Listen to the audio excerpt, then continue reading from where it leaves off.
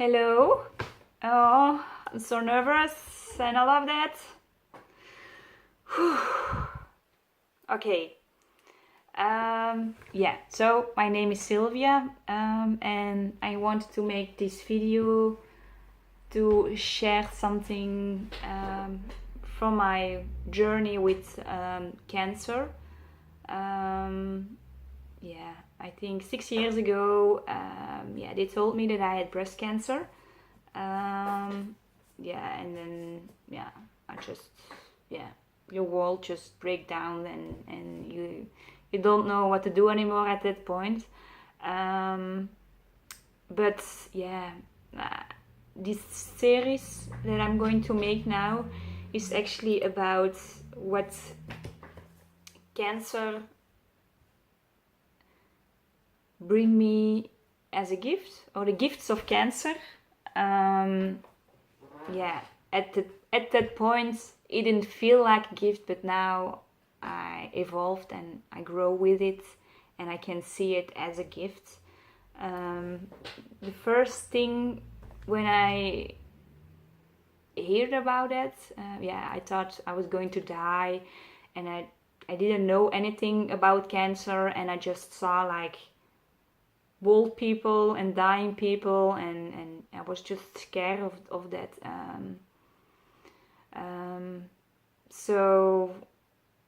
But yeah, you don't get time to be scared. You are putting in this, you have to do chemotherapy, radiation, all these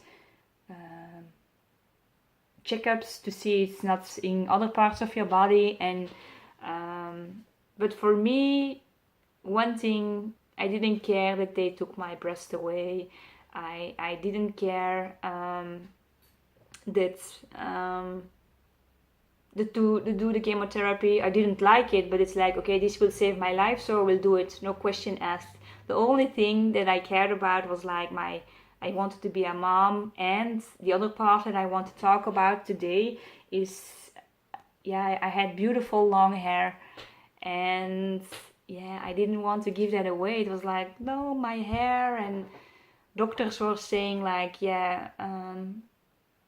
it's only your hair, and it's the first thing that will grow back, so you have other things to worry about, but not about your hair. But for me, there was such a big identity attached to it, because I never felt pretty. I was always rejected by boys and all, and sometimes the times that I felt pretty was because of my long beautiful hair. And now the chemotherapy, it was falling off, so it was terrible. I didn't want to give my hair away, but I have to survive. So I felt destroyed. I felt even uglier, but you don't have time to think about that during the chemotherapy, because you're just thinking about you have to survive this, and you're just so sick, and you're hoping that what the doctors said to you, that the first thing that will come back is your hair. So I was like, okay, normally you get like this very curly hair after the chemo. It's like, okay, then I have these adventures, so I'm going to be positive about it. But then after chemotherapy, my hair wasn't growing back, and it was taking long, and I have to be patient, and I was asking, and doctor said, no, you have to wait. But I didn't want to wait anymore. I just wanted to go further with life, and it was the first thing that you had promised, and my hair. But I said, okay, I'm going to be patient. But then I went to different doctors to like all this grow needles and just put everything on my hair so it will grow faster. But it wasn't coming back. It didn't want to come back. It was like very fine and just like, at the head it's very bold, not very fine. It's very, you can see through it, you can see my skull. So it was like, so I was wearing this little hat so to hide it. And But then seeing so many different doctors, one took a biopsy to see what's going on in the roots of my hair, and there I got the news that my hair will never be as before. So it was like, what? No, I was so mad. I just felt so ugly in the mirror. I felt like, have I been punished enough? And now you're also taking my hair away, and why can't it grow back? Why am I again one of the few that has this? And again, I was really in this victim state of my hair. And I know this sounds very stupid for some people, but for me it was my identity of beauty. And even though the time before my chemotherapy I never felt pretty, but now it was like, now I feel very ugly, and I'm wishing that I was the girl that I was before the chemotherapy with the long hair. So I realized that I had hair love and not self-love. And I cried, and I was saying goodbye to my hair.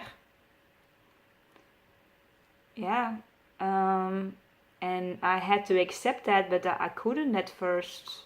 I was just angry and sad and cried, and just self-pity and everything. And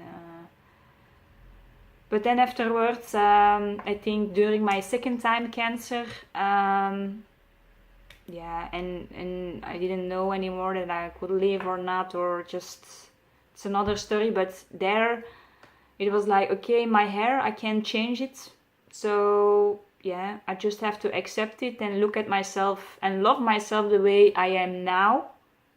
And that's where I started with mirror work, like Louise Hay recommended. I wrote a book about that. And I started like to see myself and in the mirror and just say, I am beautiful.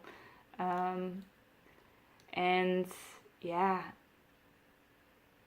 seeing it myself, just seeing in my eyes, not only the ugly parts of me, but just seeing me in the mirror, just me, not my hair, not my amputated breast, not my body that was changing, gaining weight, losing weight.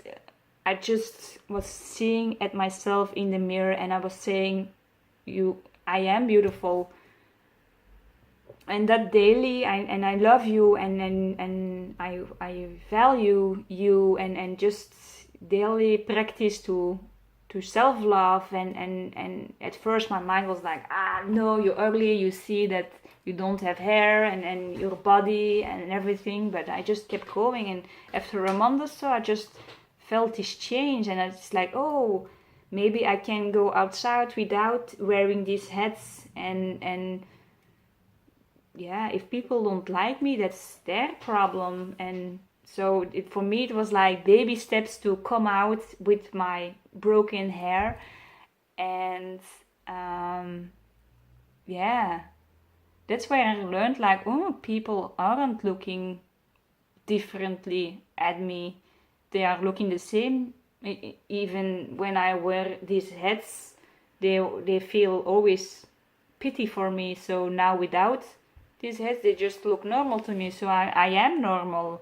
And it's where I first time realized, like, oh, okay, they don't look. It's only me giving attention to my hair that people will look.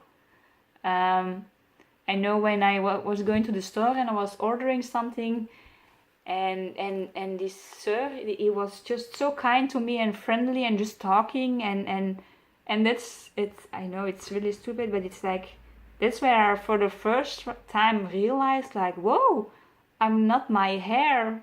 And that was, for me, that was just so an opening. So it was like, oh, now I can go further, and I can go to my family, and just without, and just even more accepting myself, and just accepting that my hair will never be as before, and that I could see my inner beauty was coming out. I could see if I see myself in the mirror now, I see me. I don't see my pretty hair. I don't see all these things outside me. I see my soul. I don't know how you say it. I just see my inner beauty, and I changed my hair love to self-love.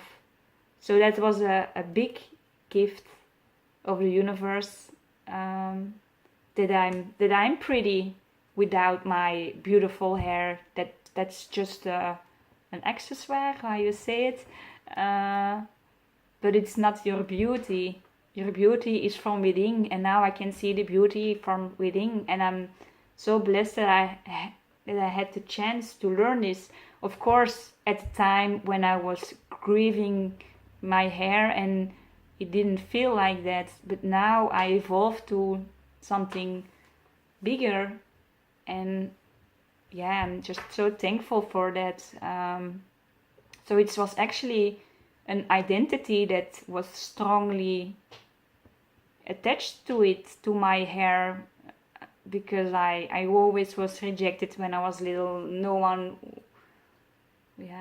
they were always saying that I was ugly, too fat, and but with my hair, there I felt beautiful, and now I had to give that away, and it was, then there is nothing beautiful left, on me or for me. I didn't feel pretty at all, but now, I just feel pretty, because I can see that I'm not my hair, and that I'm me, and that I'm pretty because I'm me, and I love that.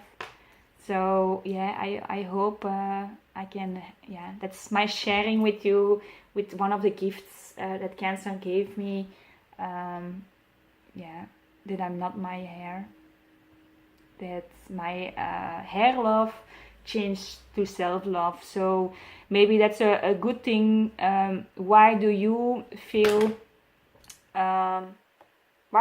pretty? Is it because of your makeup, or you put something on, or is it just because you see you in the mirror? Or you can't say nothing back now, but maybe you have to ask that question. Why do you feel pretty? Is it because of you, or is it because of something outside of you? And I can highly recommend this journey of self-love, to find that love inside of you, and I just love that. that I can see the beauty from the inside, and that I'm blessed with that lesson. So thank you very much to you all for listening, and bye bye.